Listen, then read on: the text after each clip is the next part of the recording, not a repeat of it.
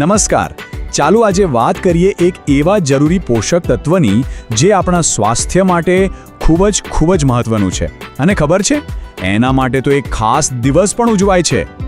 ચાલો આપણે આ ચર્ચા એક મજેદાર સવાલથી શરૂ કરીએ. ક્યારે વિચાર્યું છે કે આપણી અંદર, આપણા શરીરમાં એવો તો કયો સુપરહીરો છુપાયેલો છે જે આપણને બીમારીઓ સામે લડવાની શક્તિ આપે છે? તો બસ આ જ સુપરહીરોને સમજવા માટે પહેલા આપણે જાણીએ નેશનલ વિટામિન સી ડે વિશે. આ એ જ દિવસ છે જે આ પોષક તત્વની તાકાતની ઉજવણી કરે છે. તો જુઓ, દર વર્ષે 4 એપ્રિલે આ દિવસ મનાવવામાં આવે છે. કેમ? કારણ કે લોકોને વિટામિન સીના મહત્વ વિશે જાગૃત કરવા છે. અને સાચું કહું તો આજની જે ભાગદોડવાળી લાઈફ છે ને, અને ફાસ્ટફૂડનો જમાનો, એમાં શરીરને પૂરતું પોષણ ક્યાંથી મળે? એટલે જ આ દિવસનું મહત્વ ઘણું વધી જાય છે. સારું, તો ચાલો હવે સીધા મુદ્દા પર આવીએ. આખરે આ વિટામિન સી છે શું?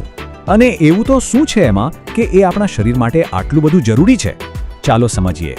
વિજ્ઞાનની ભાષામાં કહીએ તો એને એસ્કોર્બિક એસિડ કહેવાય છે. સમજો કે આ આપણા શરીરના ફાઉન્ડેશન જેવું છે. આપણી રક્તવાહિનીઓ, સ્નાયુઓ, હાડકાં, આ બધાના નિર્માણ માટે એ જરૂરી છે. જો એ ના હોય તો સમજી લો કે આખું શરીરનું માળખું જ નબળું પડી જાય. અને વાત અહીં જ નથી અટકતી. વિટામિન સી એક જબરદસ્ત એન્ટીઓક્સિડન્ટ પણ છે. હવે આનો મતલબ શું? સિમ્પલ ભાષામાં એ આપણા શરીરના કોષો માટે એક બોડીગાર્ડ જેવું કામ કરે છે. જે પણ નુકસાનકારક તત્વો હોય ને, એનાથી બચાવે છે, એકદમ એક ઢાલની જેમ. ઓકે, તો હવે આપણને ખબર પડી ગઈ કે વિટામિન સી શું છે, પણ એની અસલી સુપરપાવર શું છે? એવું તો શું કમાલ કરે છે? ચાલો એના જબરદસ્ત ફાયદાઓ જોઈએ. સૌથી પહેલી અને સૌથી મોટી સુપરપાવર એ આપણી ઇમ્યુનિટી, એટલે કે રોગો સામે લડવાની શક્તિને બૂસ્ટ કરે છે. પછી એ આપણી સ્કિનને હેલ્ધી અને ગ્લોઈંગ બનાવે છે. ક્યાંક વાગ્યું હોય ને તો ઘા જલ્દી ભરાઈ જાય. અને હા, આપણા હાડકાં અને દાંતને પણ એકદમ મજબૂત રાખે છે. અને સૌથી સારી વાત શું છે ખબર છે?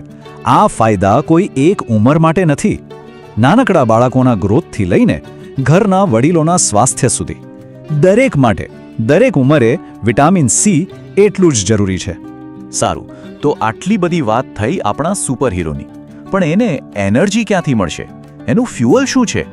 મતલબ કે આપણને વિટામિન સી કયા ખોરાકમાંથી મળે? ચાલો હવે એ જોઈએ. વિટામિન સીનું નામ પડે એટલે સૌથી પહેલાં શું યાદ આવે? નારંગી, બરાબર? અને એ સાચું પણ છે. એ સ્વાદિષ્ટ તો છે જ, પણ વિટામિન સીનો ખજાનો છે. ખબર છે, એક મીડિયમ સાઇઝની નારંગી પણ આપણી દિવસની મોટા ભાગની જરૂરિયાત પૂરી કરી દે છે. પછી આવે છે લીંબુ. આપણા રસોડાની તો એ શાન છે નહીં? સલાડ હોય, શરબત હોય કે પછી દાળ શાક, બસ 2 ટીપા નાખો અને વિટામિન સીનો ડોઝ મળી ગયો. કેટલું સહેલું છે. અને હવે વાત કરીએ એક દેશી સુપરફૂડની, આમળા. આને તો ભૂલી જ ન શકાય. એ તો વિટામિન સીનો પાવર હાઉસ છે. તમને જાણીને નવાઈ લાગશે, પણ એક નાનકડા આમળામાં લગભગ 20 નારંગી જેટલું વિટામિન સી હોય છે. જબરદસ્ત નહીં? અને લિસ્ટ હજી લાંબુ છે.